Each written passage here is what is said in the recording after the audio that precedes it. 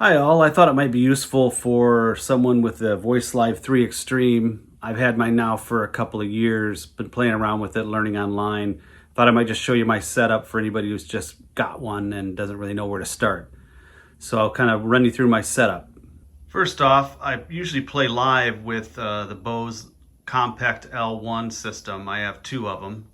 And I like to do two if possible because I can get the stereo output, and I think it sounds really nice with the background vocals kicking in stereo and any backing tracks you might have. I use an iPad with a program called OnSong, ONSONG, and then that has a MIDI cable coming out of the iPad that goes down to the Voice Live 3 to control the page turns, and also what song I'm on. It'll dial up a preset that I'm after, which is really handy. And then on the automation side of things, which I'll demonstrate in the next video, it actually turns on and off harmonies at the appropriate time during a backing track session. So let's start up here. This is on song, so you see I have a song called Up Now. And if I just hit up here and I go to my different songs, and if I call up a preset that has a backing track with it, then you'll see that come up on the bottom. Of course, there's none real handy, but I'm sure one's coming soon. Okay, Don't Pull Your Love by Hamilton, Joe, Frank, and Reynolds, the 70s guys. So that came up, and basically I have a PDF file that goes into OnSong, all the chords and kind of my cheat sheet and lyrics. A lot of this I remember after I play it a while, but just to get started, it's nice to have it all there. And that actually triggered down here when I hit the button to the preset called Don't Pull Your Love, which starts out with 3-part harmony, so the harmony button is turned on. So as it goes through the song, then it'll trigger on and off the harmonies at exactly the right time. And my theory with using harmonies on this or any box like this is less is more. Don't overmix it, heavy in your mix. Turn them on and off. Don't run harmony through the entire song. It just starts getting stale and takes away the effect. Kind of let your lead vocal take precedence and just punch it up with harmonies once in a while. Especially works great for 60s and 70s pop songs, which is what I typically do. Another cool pedal I have, which I'll demonstrate at the other video also, is this Mel 9, and it does a Mellotron preset, which is amazing sounding for like a Tuesday Afternoon by the Moody Blues or Strawberry Fields Forever by the Beatles. It just sounds really cool. Great texture to it. So this is the MIDI connector that goes into an iPad. If you're using an iPad with any of the programs, OnSong or whatever, you get the camera control Apple plug, basically, which gives you the charge on one side and then a USB out. And then you buy a USB to MIDI cable, which are all over the place. And that gives you your MIDI signals going to the pedal. I also do put a thumb drive in mine, and I usually record my performances and my practices so I can kind of listen back and see what's working and what songs became a train wreck. And then on the back here, then I've got stereo out because I'm going to the Bose L1 in stereo, so 2 XLR outs. My guitar in and mic in. It's just that simple. I don't have a lot of stuff going on. I'm just an acoustic player and kind of a strumming, singing type of situation. So on the pedal itself, you can go between the presets that I've stored, and I have several songs that have a backing track, and these are typically the ones. If I call up a song on OnSong up here and it doesn't have a backing track, it'll typically, I'll just have it go to my first 3 presets on here, which are number 1 is the lower harmony, just a single lower third. Number 2 is a single upper third, and then number 3 is the high-low. And typically, every song in the world, you could almost just use these 2 or 3. I typically use the high for a lot of stuff, and then for the Eagles and that kind of stuff, I'll use the high-low. America. There is a 2 high harmony too that was in there that does pretty well for Little River Band. Then I've got an America preset, which is also a 2 high harmony, and then an Eagles preset, which almost gets too muddy. It's a 4-part harmony. It sounds pretty good, but it's almost overkill. So a lot of times on the Eagles, I'll just still use the high-low. Again, less is more. And I'll demonstrate that in the next video when I give you a couple performances and show you how this all triggers and works as it goes.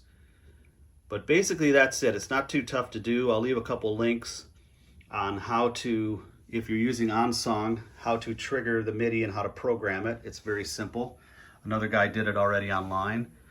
And then the guys from TC Helion can tell you how to program within VL3X Extreme the different, both triggering on and off harmonies, which is very easy. You just do it in real time as the song is playing. And then also to add steps, which is the trickier part. In a song like the Eagles' New Kid in Town, for instance, you may just want the Don Henley upper harmony for part of the song, and then when the chorus kicks in, you want the full 3 or 4 guys singing harmony. It's very hard to do using your feet going back and forth trying to find this preset. So you could program it into the box, and it does it all for you live, which for me, if this thing's triggering all the harmonies on and off automatically for me, it's fantastic. I could just think about my singing and my playing and connecting with the crowd. So that's the main reason. I don't know how you guys feel about backing tracks. I use them sparingly. I have about 60 songs that I have backing tracks for, and I have about 400 songs in my repertoire, that I play halfway decently. So when I play out the bar, I can kind of pull from any of these. So a lot of times on backing tracks, even though I have a song up here that may have a backing track, a lot of times I will play it acoustically and just not let the backing track go. So there's Different Drum by Linda Ronstadt, Stone Ponies. And it has, as you can see here, a sequence. It has a backing track because it's right here, and that's all I do to hit the song to start.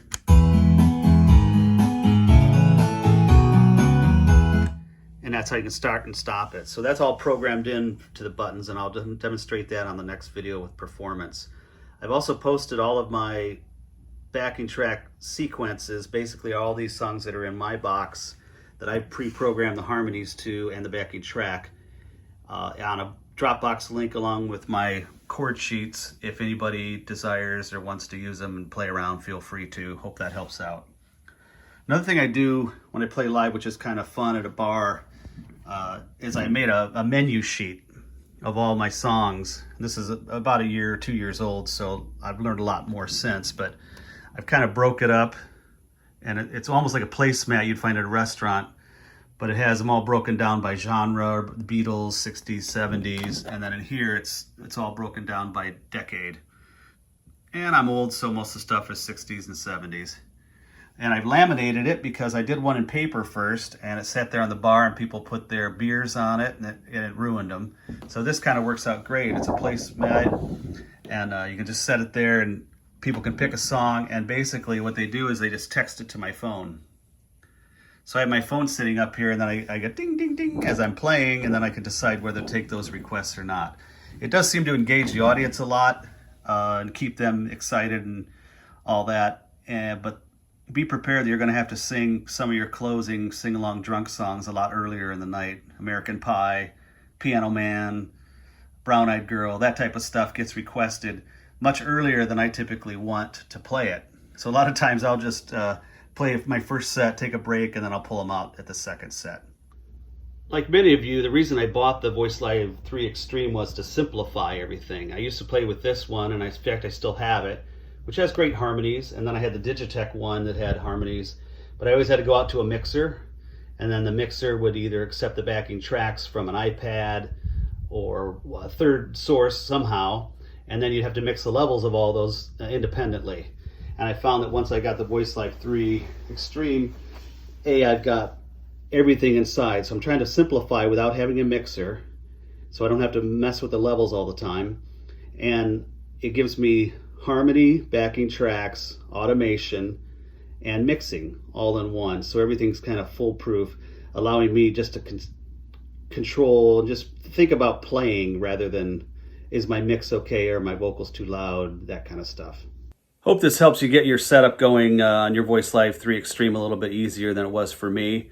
You can PM me if you'd like to learn any particular things that I've showed you that are kind of stumping you and how to set it up. I'll do another video early next week and do a couple performance pieces and show you how the stuff triggers on and off and kind of what all the presets sound like. Thanks.